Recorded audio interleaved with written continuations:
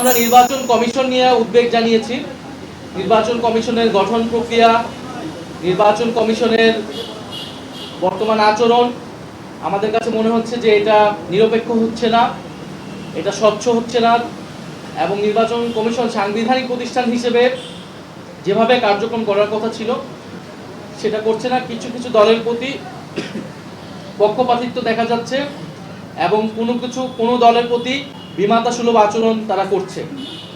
পুরো বিষয়টা নির্বাচন কমিশন নিয়ে আমরা বলেছি। বিগত সময়গুলোতে নির্বাচন কমিশন যেই পদক্ষেপগুলো নিয়েছে সেখানে কিভাবে তাদের পক্ষপাতিত্ব ফুটে উঠেছে সেই বিষয়ে আমরা বলেছি। একটি সুষ্ঠু নির্বাচনের জন্য একটি নিরপেক্ষ নির্বাচন কমিশন প্রয়োজন।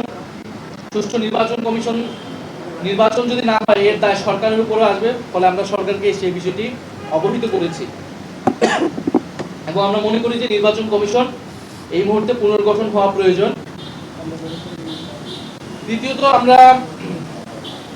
আমরা হচ্ছে জনপ্রশাসন এবং উপদেষ্টা পরিষদ বিষয়ে কিছু বক্তব্য দিয়েছি যে জনপ্রশাসনে যেভাবে বদলি পদায়নগুলো হচ্ছে সেটা আসলে কিসের ভিত্তিতে হচ্ছে, সেক্ষেত্রে নিরপেক্ষ এবং যোগ্যতার ভিত্তিতে পদায়ন হচ্ছে কিনা। কারণ আমরা বিভিন্ন জায়গায় দেখতে পাচ্ছি, শুনতে পাচ্ছি যে প্রশাসনের বিভিন্ন ভাগবাটোয়ারা হচ্ছে।